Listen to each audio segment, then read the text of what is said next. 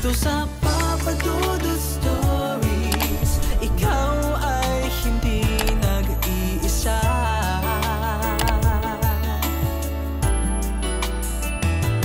Dito sa Papa Dudut Stories, may nagmamahal sa'yo. Papa Dudut Stories.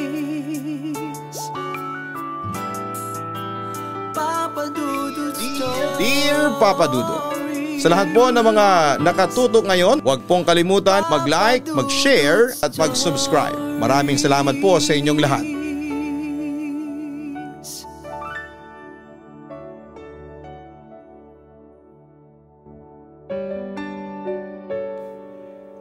Minsan, ang pagtitiwala ay madali lamang nating ibigay sa ibang tao. Lalo na kung inaakala natin na karapat-dapat sila para dito. Ngunit hindi sa lahat ng pagkakataon ay tama ang pagkilatis natin. May mga pagkakataon na akala nating kaibigan ay siya palang magdadala ng kapahamakan sa atin.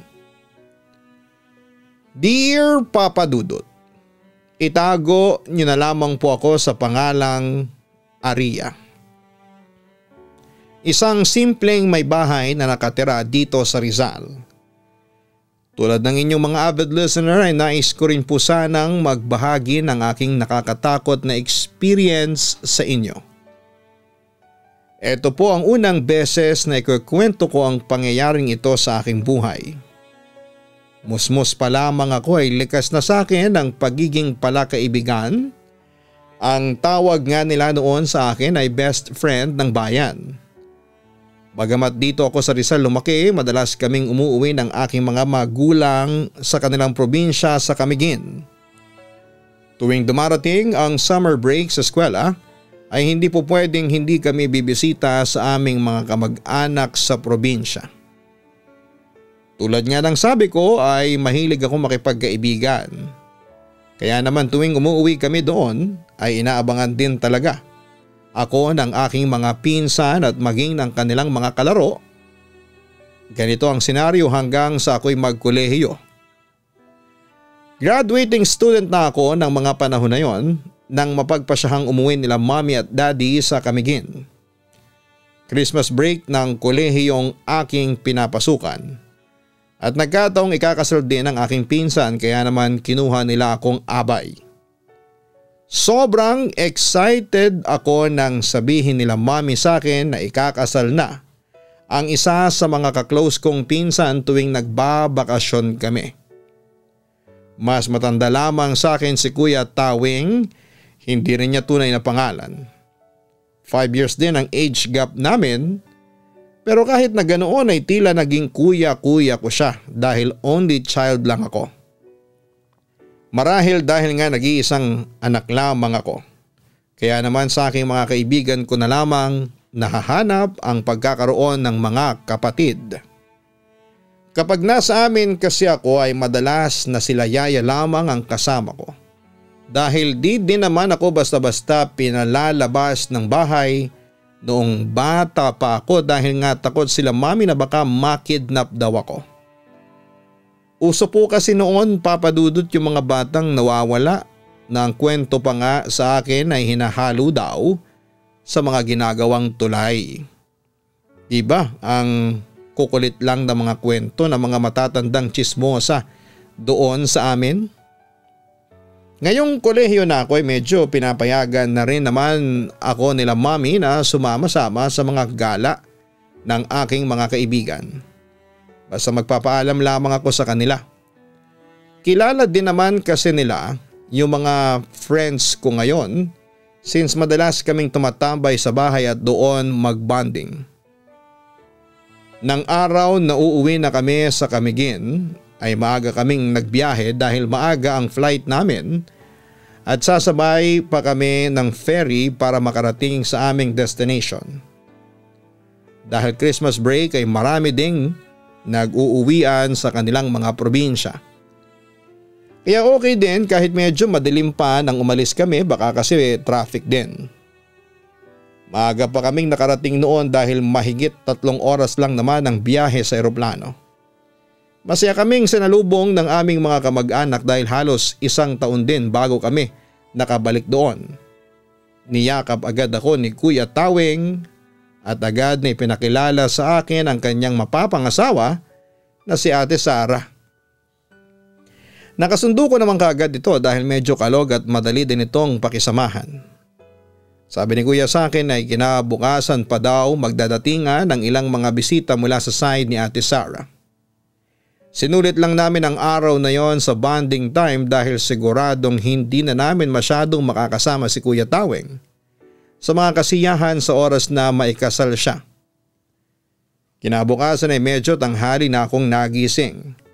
Habang pababa ako ng aking kwarto ay hindi sinasadyang may nabangga akong isang lalaki.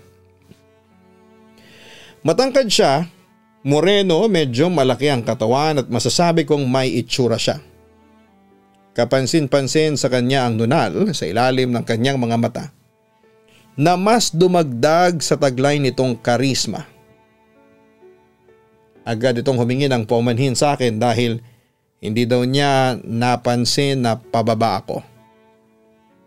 May paliko kasi ang hagdan sa tinutuluyan naming bahay kaya naman kapag may magkasabay na paakyat at pababa ay hindi mo din talaga ito makikita.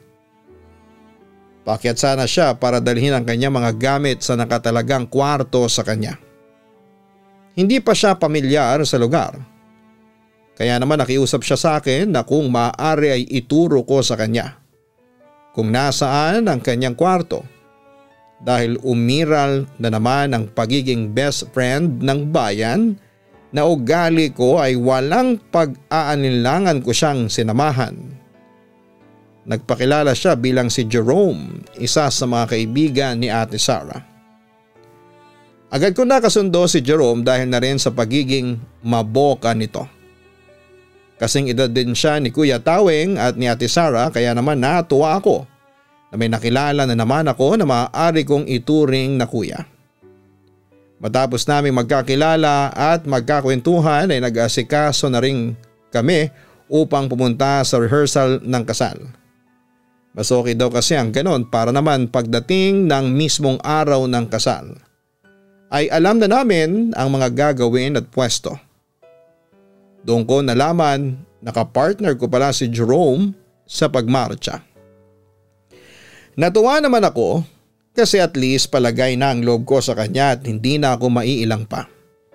Habang nagmamarcha kami ay napapansin ko na ang ilang tila kakaibang tingin sa amin ng ilang mga kaibigan ni Ate Sara. Hindi ko naman ito binigyan ng pansin dahil baka nagtataka lamang sila kung bakit tila close na kami ni Jerome, gayong kakikilala pa lamang namin. Matapos ang rehearsal ay nagsiuwian na rin muna kami at nagpasya kami ni Jerome na maggala kinabukasan dahil siguradong matapos ang kasal ay wala na kaming oras para gawin ito. Dahil sabi niya ay babalik din siya agad sa Manila dahil may trabaho siya. Kami naman nila Mami ay magpapaabot doon ng New Year dahil tradisyon na rin sa aming pamilya na sama-samang magdiwang ng bagong taon. Kinabukasan ay maaga kaming umalis ni Jerome dahil nga medyo pamilyar naman ako doon ay ako na mismo ang nag-tour sa kanya. Masaya kaming namasyal noon sa iba't ibang lugar at nang panahon nga na yon ay tumambay na lamang muna kami sa malapit na dalampasigan. Doon ay napansin ko ang mga kakaibang tingin ni Jerome sa akin. Pero dahil ayoko namang maging malisyosa ay inisip ko na lamang na baka tingin lamang yon ng isang kuya na humahanga sa kanyang kapatid. Lalo pa nga at kakikilala pa lang namin. Dumating ang araw ng kasal ni Kuya Taweng at Ate Sara. Naging masaya ang araw na yon para sa kanilang dalawa. Napuno ang araw na yon ng mga mensahe at pagbate para sa mga bagong kasal. Ngunit hindi ko akalain na sa pagtatapos ng araw na yon ay doon naman magsisimula ang isang bangungot na hanggang ngayon ay dala-dala ko pa rin sa aking isipan. Habang abala ang lahat sa reception ay binulungan ako ni Jerome na kung maaari ba daw niya akong makausap. Agad naman akong pumayag dito. Lumabas muna kami upang makapag-usap ng maayos. Nung una ay tahimik lamang siya, kaya naman ako na ang nagtanong noon kung ano ang gusto niyang sabihin sa akin. Doon ay lakas loob na inamin niya sa akin na sa loob ng maikling araw na nagkasama kami ay nahulog ang kanyang loob sa akin at kung maaari daw ba niya akong ligawan. Nagulat ako sa kanyang mga sinabi at hindi ko alam kung ano ang isasagot ko dahil sa totoo lang ay wala akong nararamdaman sa kanya. Bukod sa pagtingin ko sa kanya bilang isang nakatatandang kapatid ay pinag-iisipan kong maigi ang aking sasabihin kay Jerome ng oras na yon dahil ayaw ko namang masamain niya ang aking pagtanggi. Ayaw ko din kasing pasahin siya. Kaya naman nang makakuha na ako ng lakas ng loob ay nakayuko akong humingi ng sorry sa kanya dahil hindi ko kayang suklian ang anumang nararamdaman niya para sa akin. Sinabi ko rin na ang tingin ko lamang sa kanya ay parang sa isang kapatid lamang. Matapos ko itong sabihin ay nanatiling tahimik si Jerome kaya naman inangat ko ang aking paningin upang tingnan ang kanyang reaksyon. Hindi ko alam ang mararamdaman ko ng mga panahong yon, Papa Dudut, dahil ang kanina'y maamo at nakatingin mukha ni Jerome ay napalitan ng tila nagagalit na ekspresyon. Nakayukom ang mga kamao nito at galit lamang na nakatingin sa akin. Nagulat ako nang bigla niyang hawakan ang aking magkabilang balikat at galit na galit itong sumigaw na pinasa ko lamang daw siya sa pagpapakita ko ng kabaitan sa kanya. Dahil sa lakas ng kanyang sigaw ay naalarma ang mga nasa reception at mula doon ay nagsilabasan ang aming mga kamag-anakan at kaibigan. Nagpupumiglas ako noon sa pagkakahawak ni Jerome sa akin ngunit sadyang mahigpit ang pagkakakapit niya sa akin. Nakikita kong namumula na ang bahagi ng balikat ko na hawak niya. Naiiyak kong sinabihan si Jerome na bitawan niya ako. Nagsilapitan na rin sa amin sina Kuya Taweng at marahas na tinanggal nito ang kamay ni Jerome na nakahawak sa akin. Sa sobrang takot ko ay napayakap ako kay Kuya Taweng. Galit namang lumapit si Ate Sara kay Jerome at sinabihan nito na umalis na sa lugar na yon. Bago umalis si Jerome ay nag-iwan nito sa akin ng pagbabanta na hindi pa kami tapos at babalikan niya ako. Sobrang takot ang naramdaman ko ng gabing yon. Hindi naman ako iniwanan ng aking mga pinsan maging nila Mommy at Daddy at sinamahan lamang nila ako hanggang sa kumalma ako. Sorry sa akin si Ate Sara dahil hindi daw niya alam na gagawin ni Jerome ang ganon. Ilan sa mga kaibigan ni Ate Sara ang nagsabi na nangyari na rin daw ang ganon dati kay Jerome. Masyado daw talaga itong obsessed sa mga bagay-bagay na itinuturing nitong mahalaga sa kanya. Pero kalauna naman daw ay nakakalimutan din ito. Bagamat nagbigay sila ng assurance sa akin na walang laman ang pagbabanta ni Jerome ay hindi pa rin ako mapalagay. Kahit lumipas na ang ilang araw matapos ang insidente sa pagitan namin. Hanggang sa makauwi kami nila Mommy ay hindi pa din ito nawawala sa isipan ko. Lumipas ang ilang linggo at dumating na ang araw ng pagbabalik ko sa eskwelahan. Medyo nawala na sa isipan ko ang mga sinabi ni Jerome sa akin dahil halos isang buwan na rin naman ang lumipas. Parang naging normal na rin ang lahat para sa akin. Noong una kasi ay natatakot akong lumabas at baka bigla lamang akong abangan ni Jerome at saktan. Ngunit dahil wala namang ganong pangyayari sa mga nakalipas na araw ay inisip ko na lamang na baka tama nga ang mga kaibigan nito na wala namang laman ang banta nito sa akin. Akala ko ay maaayos na ang lahat.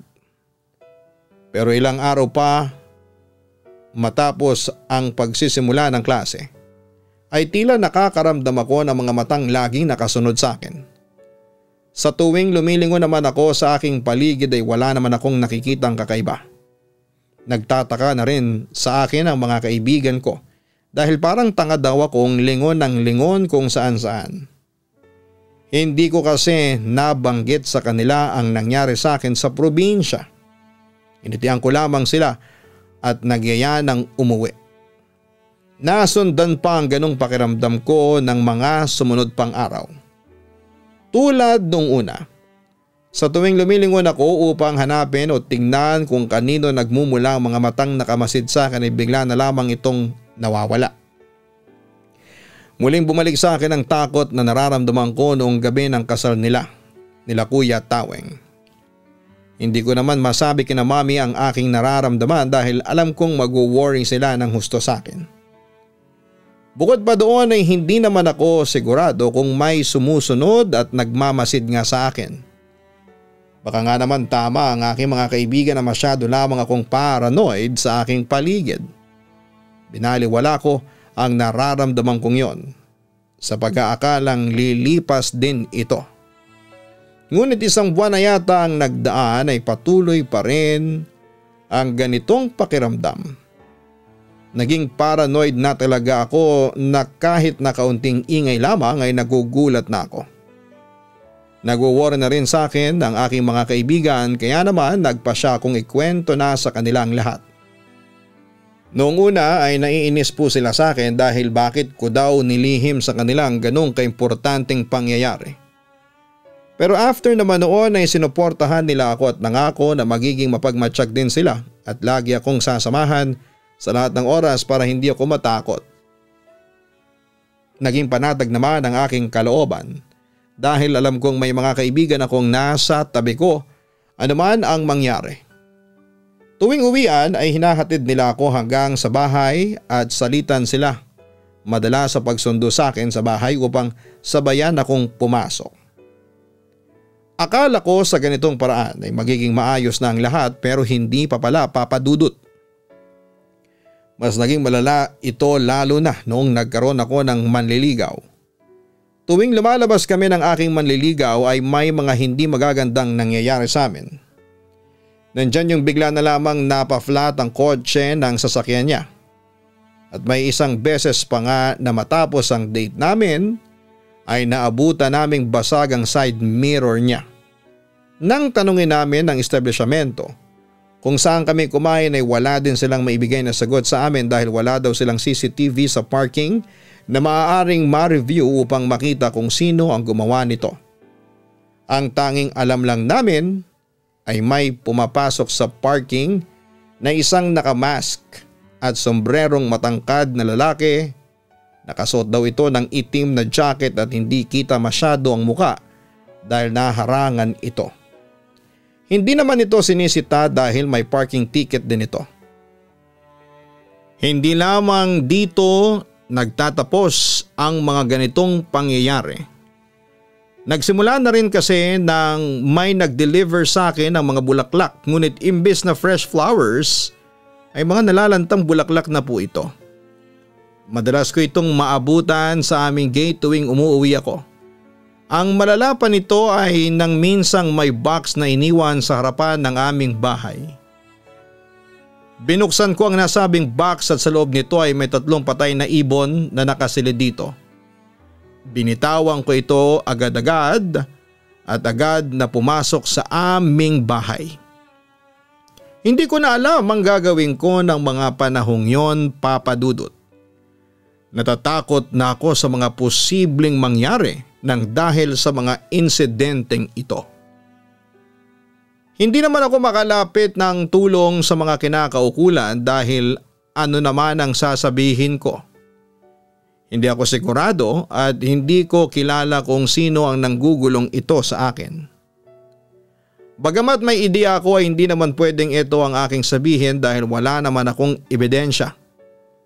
Madalas ay natatakot na akong lumabas ng bahay at hindi na rin ako nakaka-attend ng mga extracurricular activities sa school dahil sa takot kong baka isang araw ay ako na ang saktan ng taong sumusunod sa akin. Naapektuhan nito ang aking pag-aaral. Dito ko na napagdesisyonang sabihin kina mami ang lahat. Hindi ko na rin kasi kayang solohin na lamang ito at alam ko sa aking sarili na kailangan ko ng tulong at suporta nila. Tulad ng aking mga kaibigan ay napagalitan din ako nila mami dahil naglihim ako sa kanila. Paano na lamang daw kung may nangyaring masama sa akin ay hindi pa nila alam ang dahilan. Pagkatapos ng pag-uusap namin yon ay napagpasyahan nila mami at daddy na magsalitan sila sa pagsundo at paghahatid sa akin. Pinagbawalan na rin muna nila ako makipag-date at lumabas kasama ang aking mga kaibigan. Kung gusto ko daw na makabanding sila ay papuntahin na lamang ang mga ito sa aming bahay at doon na lamang kami tumambay. Wala namang naging problema sa aking mga kaibigan ang naging setup na yon nila mami. Alam naman daw nila ang sitwasyon ko. Kaya naman willing silang mag-adjust para sa akin. Kaya naman nang mapagdesisyon na naming mag-hangout na magbabarkada ay nagplano kami ng pajama party sa bahay. Excited ako noon, Papa Dudut, kasi ngayon na lang ulit namin ito magagawa. Mas madalas na rin kasi kaming sa mall na lamang tumatambay at bihira na ang ganitong klase ng mga bonding sa amin. Agad akong nag-ayos ng aming mga gagamitin at naglinis ng bahay. Habang abala ko sa aking ginagawa ay napadako ang aking paningin sa may kabilang kalsada sa katapat naming bahay. Ngayon ko lamang napansin na may tao na pala sa bahay na yon. Ang alam ko kasi ay pinaparentahan lamang ito ng may-ari dahil nag-migrate na sila sa Amerika. Nasabi kong may nagrerenta na dito dahil nakikita ko sa may bintana ng bahay na may nakasilip. Hindi ko maaninag ang mukha nito dahil nasa itaas na bintana ito nakasilip at ako naman ay kasalukuyang nasa baba namin. Napansin ko rin ang kotseng nakaparada sa may bahay. Dahil nga likas ang aking palabati sa kahit na kanino ay binigyan ko ng isang ngiti ang nakasilip sa bintana.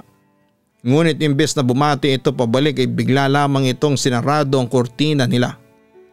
Napaismid naman ako noon dahil nasa isip ko na ang suplada naman ang bago naming kapitbahay. Hindi ko na lamang ito pinansin at nagpatuloy na lamang sa aking ginagawang paglilinis. Naisip ko noon na kung ayaw niya akong batiin, edi wag. 6:00 na ng gabi nang magsidatingan ang aking mga kaibigan. Kagaya ng mga usual na pajama party ay naglaro kami ng mga card games at nagkwentuhan ng mga bagay-bagay tulad ng aming mga crushes noon at ngayon. Girly talk lang naman ang aming pinagkaabalahan ng gabing yon, Papa Dudut. Tamang food trip din kami noon kaya naman nang naipon ang mga hugasin ay nagpresenta lang ang isa sa aking mga kaibigan na siya na ang maghuhugas ng mga pinagkainan namin. Nagpaalam naman ako saglit noon dahil may kailangan akong bilhin sa malapit na tindahan sa amin. Hindi na rin naman ako nagpasama dahil alam kong safe naman sa loob ng aming subdivision. Pagkalabas ko ng aming bahay ay bumungad sa akin ang malamig na hangin. Patapos pa lamang kasi ang February noon. Agad naman akong naglakad patungo sa malapit na tindahan sa amin. Habang bumibili ako ay bigla akong naalala ang bago naming kapitbahay. Kaya naman nagtanong ako sa tindera kung nakita na ba niya kung sino ang nagrerenta sa bahay na nasa tapat namin. Tila kinikilig naman ang tinderang sumagot na nakita daw niya ito noong nakaraang linggo noong naglipat. Natatawa naman akong nagtanong sa kanya kung ano ba ang itsura nito at tila kinikiliti pa siya. Agad-agad naman itong sumagot na matangkad daw na moreno ang bagong lipat naming kapitbahay. Dagdag pa nito na gwapo daw ito at eto daw ang literal na tall, dark and handsome na pinapangarap ng maraming kababaihan.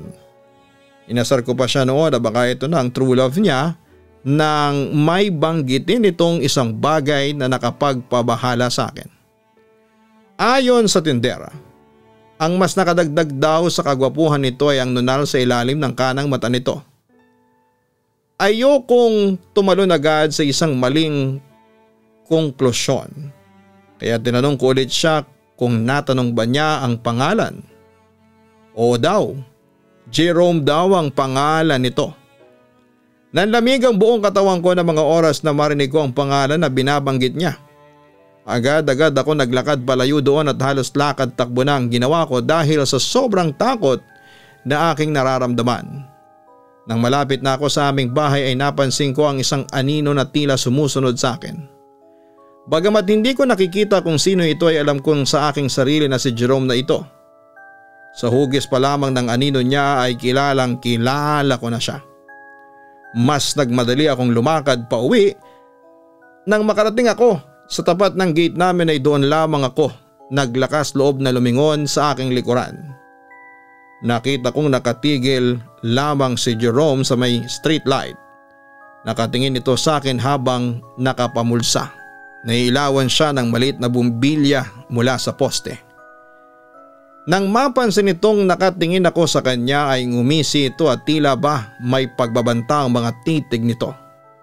Hindi ko na hinintay pang alamin ang nais nito at dali-dali na akong pumasok at pabalibag na sinarado ang pinto. Pawis na pawis ako ng mga oras na yon kahit pa nga malamig naman kanina sa labas. Nang makita ako ng aking mga kaibigan ay agad nila akong nilapitan. Maging sila mami ay napababa din mula sa kanilang kwarto matapos na marinig ang komosyon na aking ginawa. Ano daw bang nangyari sa akin at bakit tila nakakita ako ng multo? Hindi ko na po napigilan ng aking sarili at napaiyak na lamang ako sa kanila. Doon ko na ikinuwento ang lahat ng mga nangyari kanina. Galit na galit si Daddy na lumabas ng bahay at sumugod sa katapat namin matapos ang aking kwento. Malalakas na katok ang kanyang pinakawalan pero tila walang naririnig si Jerome at hindi binubuksan ang pintuan. Nakasilip lamang ito sa bintana at nakangising nakatingin sa namumulang mukha noon ni Daddy. Nabulabog na rin ang aming kapitbahay kaya naman tumawag na ng security ang iba.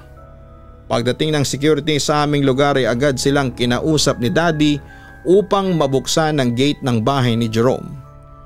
Nag-aalangang nagtanong ang mga guard kay Daddy kung ano daw ba ang problema at bakit ito nag-iiskandalo. Doon na niya kinuwento ang lahat ng mga pinagagawa ni Jerome. Maging ang mga guard ay tila hindi makapaniwala sa mga ginawa nito. Sinubukan din nilang kausapin si Jerome at kumatok sa gate at nakiusap na pagbuksan sila. Ngunit hindi nito sumasagot sa kanilang mga tawag. Kaya naman gamit ang kanilang spare key ay sila na mismo ang nagbukas ng bahay. Madilim ang loob ng bahay at tanging ang sala lamang ang makikita dito. Bukod doon ay wala ng ibang gamit na nakapwesto sa anumang sulok dito. Dahang-dahang umakyat sa taas ang mga gwardya at binuksan ang pintuan kung saan nakakwarto si Jerome. Napatakip ako ng aking bibig nang makita ko ang isang wall na punong-puno ng aking mga litrato. Magmula nang matapos ang kasal sa school habang pauwi at papasok ako gayon din sa bahay ang mga larawang yon. Mas nanlamig ang aking katawan nang makita ko ang ilang litrato habang natutulog ako. Napatingin ako noon sa aking mga magulang, si Mami halatang hindi makapaniwala sa mga nakikita niyang litrato. At naiyak itong lumapit sa akin, mahigpit niya akong niyakap habang si Daddy naman ay pinagtatanggal ang mga litrato sa wall at pinagpupunit ang ilan dito. Hindi nila nakita si Jerome ng gabing yon, Papa Dudut. Mga gamit na lamang ang naiwan sa loob ng bahay ngunit ni anino nito ay hindi nakita doon. Napagalaman na lang namin na may pintuan pala sa likod ng bahay na yon kaya pinagpalagay na lamang nila na doon dumaan si Jerome upang makatakas.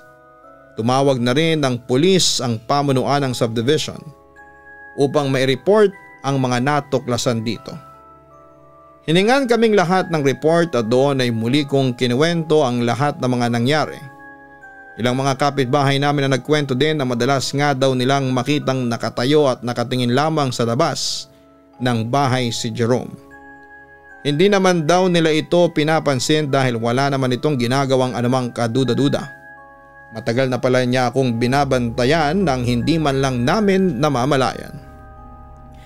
Ipinalam namin ang nangyaring ito kina Ate Sara dahil baka pumunta si Jerome sa mga kakilala nila. Habang kausap ko siya ay tila sising-sisi ito na in-invite pa niya si Jerome sa kasal. Kung hindi daw sana niya ito inaya doon ay hindi ako nito makikilala at hindi mangyayari sa akin ang lahat ng yon. Nangako naman sila na kapag may nabalitaan sila tungkol dito ay agad nila itong ipagbibigay alam sa amin. Nag-iwan ng malaking marka sa aking buhay ang pangyayaring ito. Simula noon ay umiwas na ako sa pakikipagkaibigan sa mga hindi ko kilalang tao. Hanggat maaari ay minimal conversation lamang ang ginawa ko kapag may nakipag-usap sa akin. Humingi naman ng patawad ang may-ari ng bahay nang nasa tapat namin at sinabing hindi nila tatanggaping muli si Jerome kung sakaling bumalik ito. Nagpasalamat naman ako sa caretaker na nagpahiram ng susi upang mabuksan ang bahay na yon. Nagkaroon ako ng trust issue sa tuwing may nakikita akong anino ay napaparanoid na ako. Tila mabilis lamang lumipas sa mga araw at dumating na ang aming graduation. Bagamat masayang okasyon nito ay hindi ko magawang ma-enjoy ang araw na yon dahil nga iniisip ko pa rin ang mga pangyayari. Habang nasa school kami abala sa pagpipicture taking ay may lumapit sa amin na isang delivery boy. May nagpapaabot daw sa akin ng regalo na ayaw magpakilala. Nag-aalangan ako noon at tanggapin ang ibinigay nito. Siguro ay napansin nito ang aking pag-aanilangan kaya naman nagpa siya ang delivery boy na iwanan na lamang ang regalo. Pagkaalis nito ay saka lamang ako naglakas ng loob na damputin ito at buksan. Sa loob ay may nakalakip na singsing na may kasamang note. Simpleng congratulations lamang ang nakasulat dito at sa baba nito ay may nakasulat na J. Napangat ang aking tingin at nilibot ko ang aking tingin. Natatakot na baka sa isang gilid ng lugar na yon ay makikita ko siya. Saka lamang ako nakalma nang makita kong wala siya dito. Agad kong tinapon ang regalong yun at mabilis na inaya sina mami na umuwi na. Yun na rin naman ang huling beses na nakatanggap ako ng anumang bagay mula sa kanya. Hindi na rin siya nagparamdam matapos noon. Kahit papaano papadudot ay nakamove on na ako sa mga nangyari pero nandun pa din ang pagiging cautious ko sa lahat ng mga nakakasalamuha ko. Siguro hindi na rin talaga mawala sa akin ang ganito dahil natuto na rin po ako na hindi lahat ng pagkakataon ay kailangan mong makipagkaibigan. Dapat ay matuto ka rin kilatisin muna ang isang tao. Maraming salamat po sa lahat ng mga nakikinig sa aking kwento tulad ng mga naunang kwentong inyong napakinggan. Naway may mapulot din kayong aral at kaalaman sa aking ibinahaging istorya. Lubos na gumagalang, Aria. Ang pagiging palakaibigan ay isang magandang katangian na maaaring taglayin ng sino man sa atin. Ngunit tulad ng paalala ng ating mga magulang, mahalaga na kilalanin muna natin ang ating mga bagong nakikilala bago tayo magtiwala. Tulad ng nangyari kay Aria, naging masyado siyang tiwala sa ibang tao na naging dahilan upang malagay siya sa kapahamakan. Gayunpaman mahalaga din na natuto siya sa kanyang kamalian at lakas ng loob na ibinahagi sa atin ang kanyang kwento upang tayo maging aware din sa maaring kahantungan ng sobrang pagtitiwala sa ibang tao. Huwag kalimutan mag-like, mag-share at mag-subscribe. Hanapin po ang Kaistorya YouTube channel para sa ibang mga kwentong nakakatakot. Yan po ang aming second channel, ang Kaistorya YouTube channel. Ganon din ang Gian Gianna Vlogs. Sana po'y masuportahan niyo po ang mga yan. Maraming salamat po.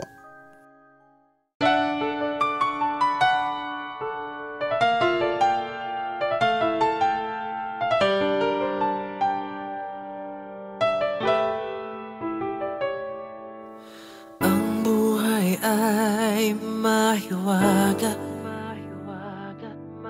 laging may lungkot at saya. Sa Papa Dudut Stories, laging may karamay ka.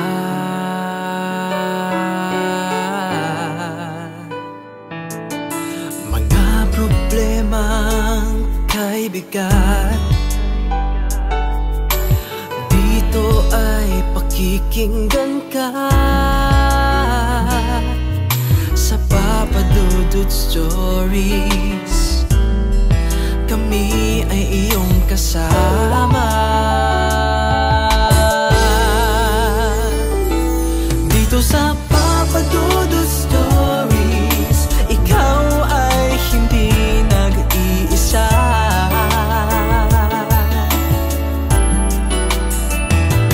Dito sa Papa Dudut Stories may nagmamahal sa'yo. Papa Dudut Stories, Papa Dudut Stories.